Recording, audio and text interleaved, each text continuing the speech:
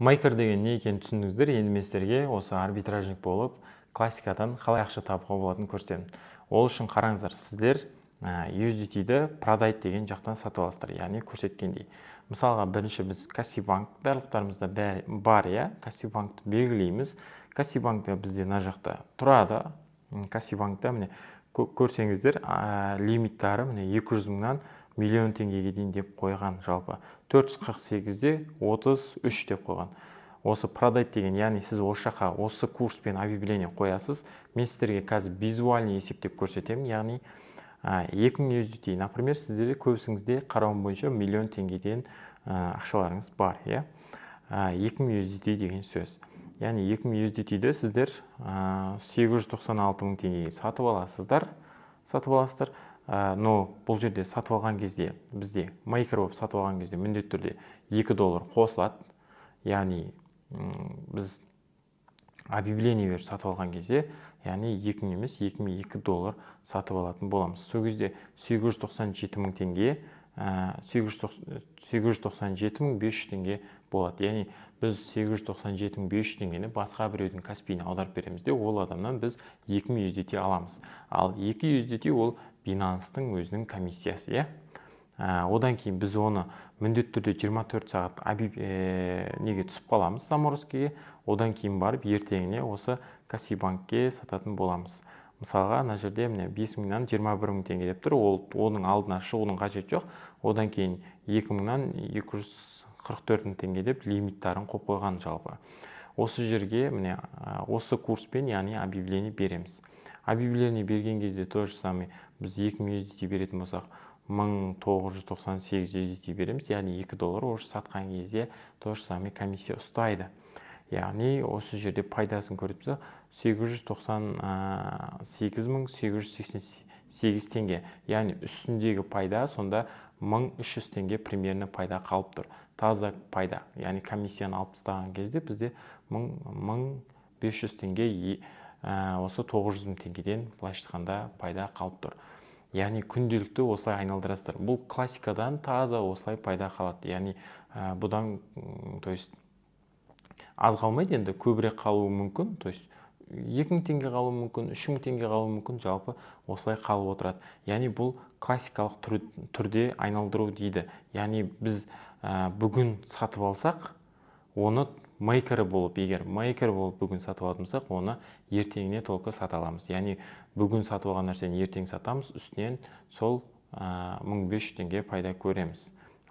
Бір айда сіздер получается 1 миллион теңгеден 45 мың, не болмаса 50 мың теңге деген сияқты тек қана осылай, тек қана бір Каспиймен сол миллион теңгені айналдырып ғана табуға болады. Яғни бұлай тура осы способ істесеңіздер, примерно миллион теңге табасыздар. Яғни бұл ең арзан способ.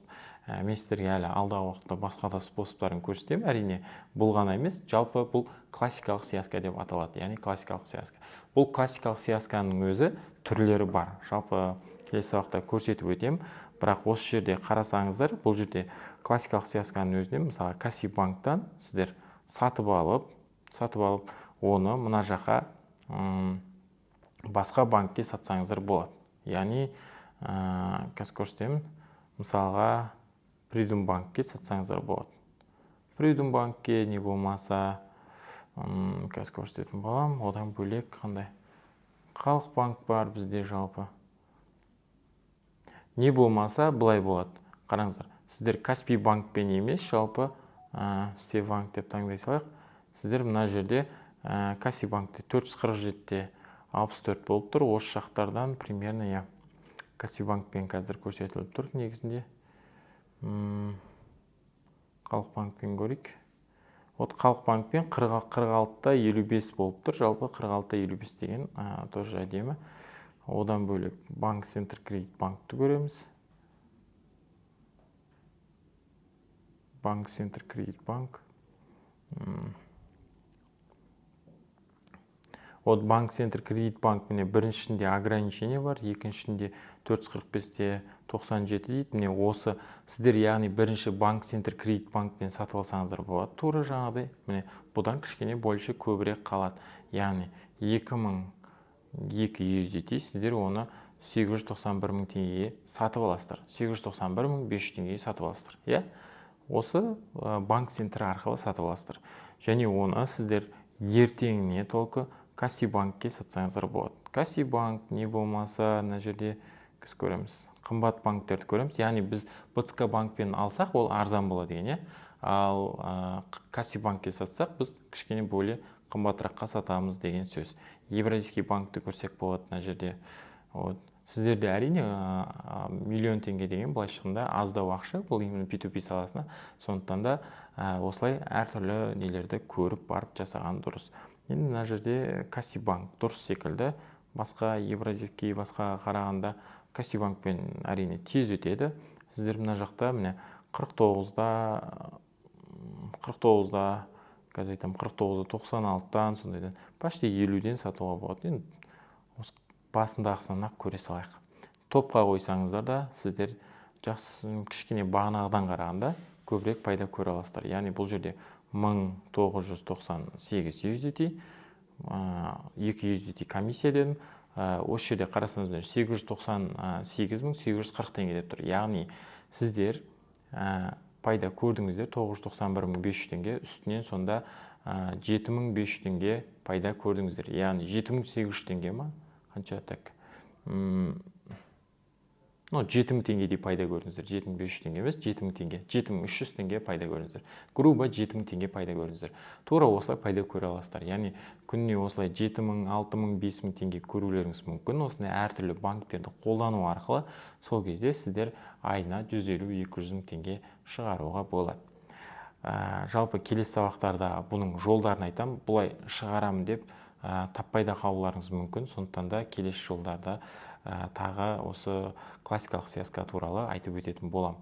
Оны мұқият қараңыздар. Бірақ міндетті түрде осы мен айтқан нелерді әртүрлі банкпен алып сатып жасап көріңіздер. Міндетті түрде тура осылай алдыңғы сабақта мейкер болып объявление беру деген сабақты қарап отырып, объявление беріп, арзан банктерді қарап, яғни қай банктен арзан сатып алуға болады, продайт жақтан көресіздер, қай банкте яғни арзан сатып алуға болады, және де қай банкке қымбатқа сатуға болады. Соның барлығын алдын ала көріп, біліп, одан кейін барып объявление беріп, сол банк арқылы сатып алып, одан кейін басқа банкке сатып жіберу.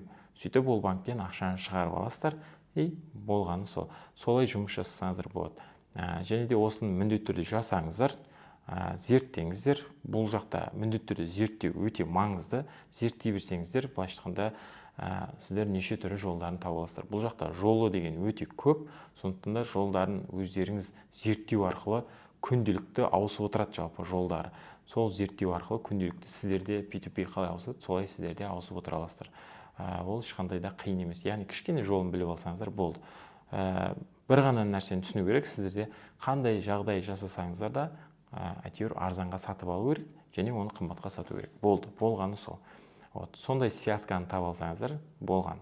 Жалпы енді бұны жасай берсеңіздер, тек қана қазір түсінбесеңіздер де, просто так жасай берсеңіздер де, алдағы уақытта барлығын түсініп алатын боласыздар. Қалай аналитика жасап жатырсыз, қалай мен дұрыс жасап жатырмын деген сияқты барлығын түсінетін боласыздар.